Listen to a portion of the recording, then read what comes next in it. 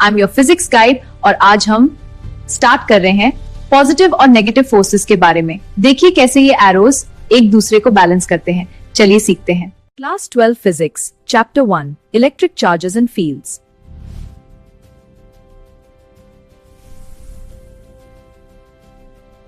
आज हम स्टार्ट कर रहे हैं इलेक्ट्रिक चार्ज की कंप्लीट फाउंडेशन। देखिए ये है पॉजिटिव चार्ज जो रेड है और ये है नेगेटिव चार्ज जो ब्लू है। इनके बीच अट्रैक्टिव फोर्स होती है जिसे हम येलो एरो से दर्शा रहे हैं। एवर स्वेटर उतरते वक्त जो छोटे स्पार्क्स आते हैं वो एक्चुअली क्यों होते हैं?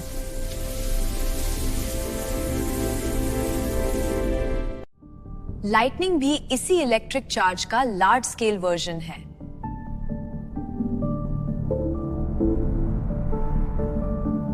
आज हम इलेक्ट्रिक चार्ज को बिल्कुल रूट लेवल से समझेंगे, बिना कंफ्यूजन के।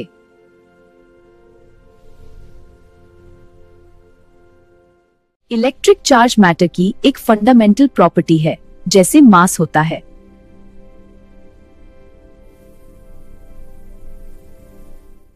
इलेक्ट्रिक चार्ज दो टाइप्स का होता है, पॉजिटिव और नेगेटिव।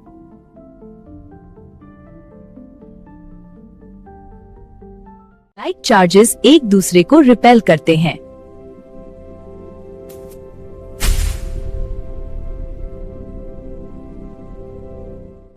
अनलाइक चार्जेस एक दूसरे को अट्रैक्ट करते हैं।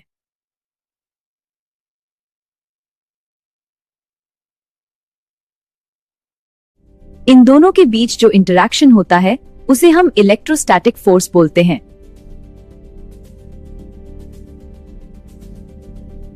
अगर अब तक क्लियर है, कमेंट करें चार्ज क्लियर।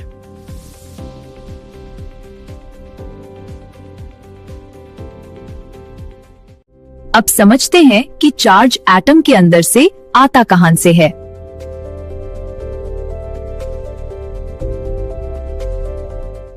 हर ऑब्जेक्ट एटम से बना होता है और चार्ज का ओरिजिन एटम के अंदर ही होता है।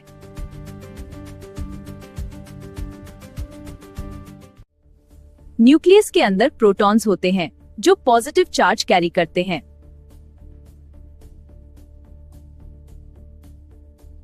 अगर प्रोटॉन्स और इलेक्ट्रॉन्स की संख्या इक्वल हो, ऑब्जेक्ट इलेक्ट्रिकली न्यूट्रल होता है।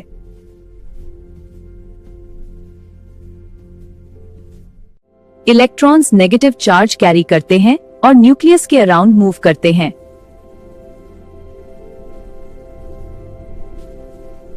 अगर इलेक्ट्रॉन्स रिमूव हो जाएं, तो ऑब्जेक्ट पॉजिटिव चार्ज्ड बन जाता है।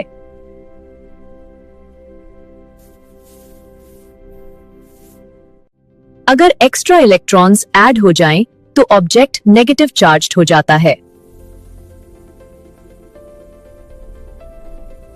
अब देखते हैं ऑब्जेक्ट्स को चार्ज कैसे किया जाता है।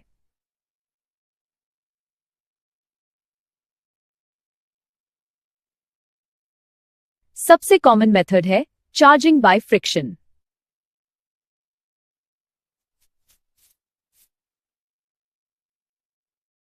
रबिंग के दौरान इलेक्ट्रॉन्स एक ऑब्जेक्ट से दूसरे ऑब्जेक्ट में ट्रांसफर हो जाते हैं।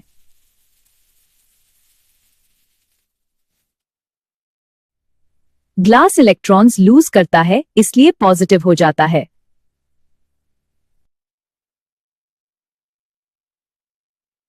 सिल्क इलेक्ट्रॉन्स गेन करता है, इसलिए नेगेटिव हो जाता है।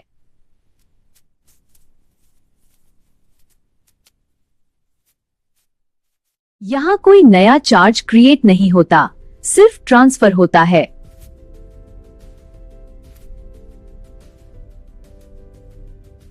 अगर फ्रिक्शन मेथड क्लियर है, कमेंट करें फ्रिक्शन क्लियर।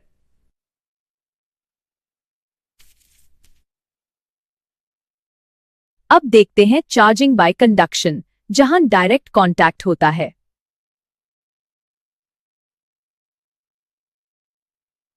जब चार्ज रॉड न्यूट्रल कंडक्टर को टच करता है, इलेक्ट्रॉन्स ट्रांसफर हो जाते हैं।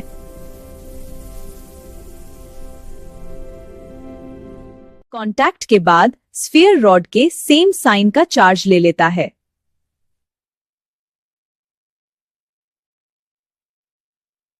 अब आते हैं सबसे इंटरेस्टिंग मेथड पर, चार्जिंग बाय इंडक्शन।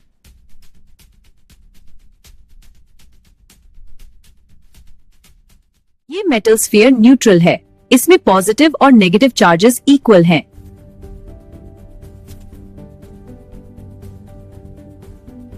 अब एक नेगेटिवली चार्ज्ड रॉड को पास लाते हैं बिना टच किए।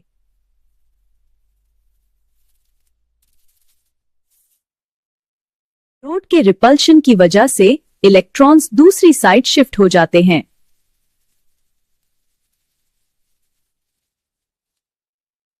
अब स्फीयर को ग्राउंड से कनेक्ट करते हैं। एक्स्ट्रा इलेक्ट्रॉन्स अर्थ में चले जाते हैं।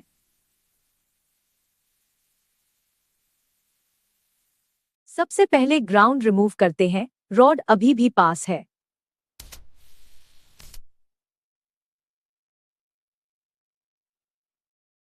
अब रॉड हटा देते हैं। स्फीयर परमानेंटली पॉजिटिव चार्ज रह जाता है।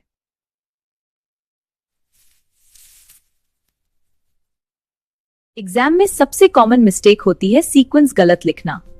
पहले ग्राउंड रिमूव करें, फिर रॉड।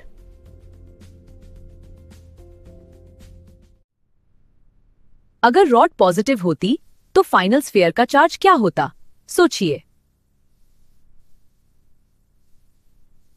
अगर रॉड पॉजिटिव होती तो इलेक्ट्रॉन्स ग्राउंड से स्फीयर में एंटर करते और फाइनल स्फीयर नेगेटिव चार्ज्ड हो जाता।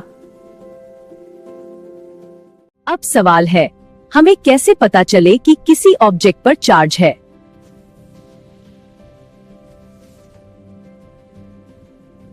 इसका जवाब है गोल्ड लीफ इलेक्ट्रोस्कोप। इसके 3 इंपॉर्टेंट पार्ट्स हैं, मेटल नॉब, रॉड और थिन लीव्स। ये डिवाइस चार्ज डिटेक्ट करता है और ये एरोस फोर्सेस दिखाते हैं। न्यूट्रल कंडीशन में इसके गोल्ड लीव्स सीधे लटके रहते हैं।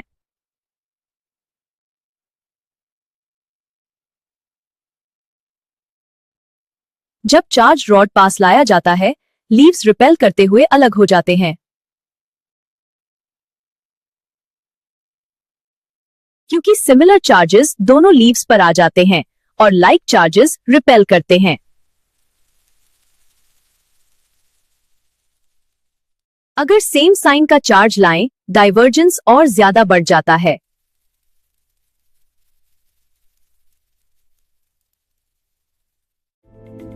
ऑपोजिट साइन रहे तो डाइवर्जेंस कम हो जाता है।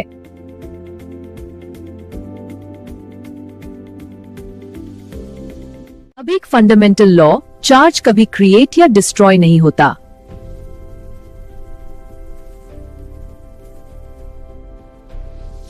जैसे पैसा एक पॉकेट से दूसरी पॉकेट में ट्रांसफर होता है, वैसे ही चार्ज ट्रांसफर होता है। आइसोलेटेड सिस्टम में टोटल चार्ज हमेशा कांस्टेंट रहता है।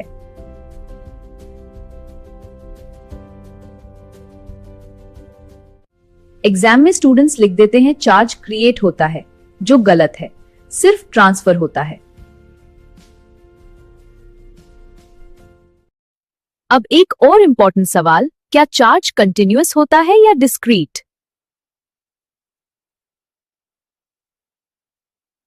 क्या चार्ज कंटिन्यूअस होता है? नहीं, चार्ज क्वांटाइज्ड होता है।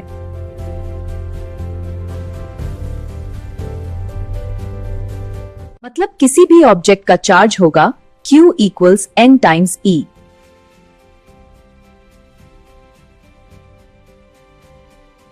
यहाँ E है एलिमेंट्री चार्ज, जिसकी वैल्यू है 1.6 into 10 to the power -19 coulomb. N हमेशा इंटीजर होता है। हाफ इलेक्ट्रॉन चार्ज पॉसिबल नहीं होता।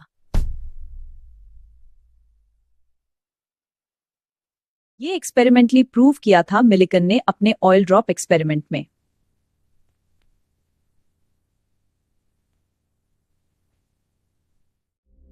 अब देखते हैं एक कूलम एक्चुअली कितना बड़ा होता है।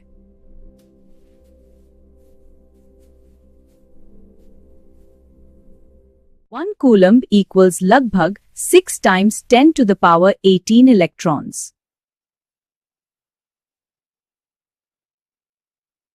अगर दो 1 कूलम चार्जेस 1 मीटर के डिस्टेंस पे हो, फोर्स होगा 9 बिलियन न्यूटन्स। इसलिए प्रैक्टिकल प्रॉब्लम्स में हम माइक्रो कूलम यूज करते हैं, फुल कूलम नहीं।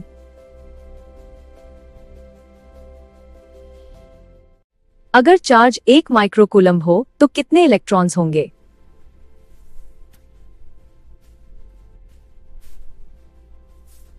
One microcoulomb equals 10 to the power minus 6 coulomb. Divide by 1.6 into 10 to the power minus 19. Answer approx 6.25 into 10 to the power 12 electrons. याद रखिए, like repel, unlike attract.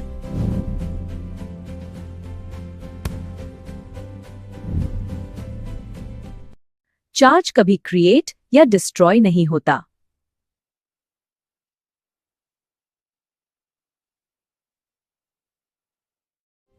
Charge discrete होता है। Q equals Ne.